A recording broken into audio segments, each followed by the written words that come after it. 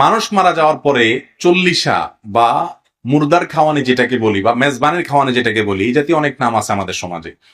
এই বেদাতটা আমাদের সমাজের সবচেয়ে প্রতিষ্ঠিত, সবচেয়ে শক্তিশালী, সবচেয়ে ব্যাপক এবং বহুল পরিচিত সমাজের রগ রেশার সাথে মিশে যাওয়া বেদাত।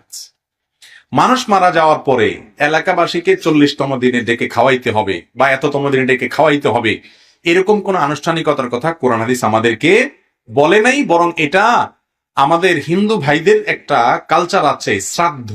সে শ্রাদ্ধ অনুষ্ঠান থেকে এটা উঠে আসছে। আপনি গুগলে গিয়ে শ্রাদ্ধ লিখে সার্চ দিলে দেখবেন যে শ্রাদ্ধ কাকে বলা হয়। শ্রাদ্ধই হলো হিন্দু ধর্ম মতে, তাদের ধর্মটা তারা করেন, সেটা তাদের ব্যাপার। কিন্তু একজন মুসলিম আরেকজনেরটা ধার করে এনে সেটাকে ইসলামের নামে চালিয়ে দিতে পারেন না। মান তাশাব্বাহা বিকওমিন ফাহুয়া মিনহুম, আবু হাদিস আসছে, অন্য জাতি অন্য ধরনের মানুষের সাদৃশ্য গ্রহণ করলে তাদের অন্তর্ভুক্ত হওয়ার ভয় আশঙ্কা আছে।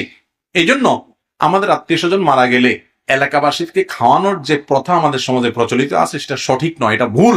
কিন্তু এই ভুলটা এমন ভাবে গেড়ে বসেছে সমাজে যে জানে ভুল তাকেও করতে হয়। না করলে এলাকাবাসী বলে কি মানুষ ছিল লোকটা, কি ছেলে মেয়ে রেখে গেছে, একটু কাউকে হাতও দোয়ায়নি। মানুষ খাওয়ায় কখন? আনন্দের চোটে, খুশির চোটে। আপনার ছেলে হয়েছে, খুশির চোটে আপনি আকিকা খাওয়াবেন। আপনি বিয়ে করছেন, নতুন বউ ঘরে আসছে, খুশির চোটে মানুষকে অলিমা খাওয়াবেন। আপনার বাবা মারা গেছেন, আপনার মা মারা গেছেন, আপনার দাদা দাদি মারা গেছেন, আপনি সবাইকে এলাকাবাসীকে বলতেছেন সবাই আসো সমিনা টাঙ্গায়, পুরো এলাকার মানুষ সবাইকে আমি খাওয়াবো, কারণ আমি অনেক খুশি আজকে আমার বাপ মরে গেছে, জমির ভাগ পাবো। ব্যাপারটা এরকম। তাহলে ইসলাম বলে যিনি মারা যাবেন ওই ব্যক্তির আত্মীয় স্বজনকে এলাকাবাসী খাওয়াবে। তার আত্মীয় স্বজন যারা আছে তাদেরকে কারা খাওয়াবে? এলাকার সবাই খাওয়াবে। আমাদের দেশে খাওয়ায় ঠিকই, প্রথম 2-3 দিন খাওয়ানোর পর এরপরে সুদে আসলে একসাথে পুরো গ্রামের মানুষ খায় তাদের কাছে। এই যে ব্যাপার, এই ব্যাপারগুলো কিন্তু বর্জনীয়। আমাদেরকে এইগুলো সমাজ থেকে দূরে সরাতে হবে। এগুলো যদি আপনি করতে যান, অনেকে ভুল বুঝবে, ভুল বুঝুক, কিন্তু অন্যায় আমাদেরকে সমাজ থেকে বিদায় করতে হবে।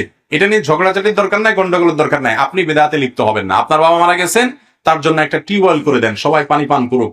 আপনি একটা কালভার্ট করে দেন, একটা উপকারী কাজ করে দেন। গরিব দুঃখীর বাসায় চাউল ডাউল কিনে দেন, খাবার কিনে দেন। এমনি দিনক্ষণ ঠিক না করে গরিব দুঃখীদেরকে আপনি খাবার বিতরণ করেন, এগুলো ঠিক আছে।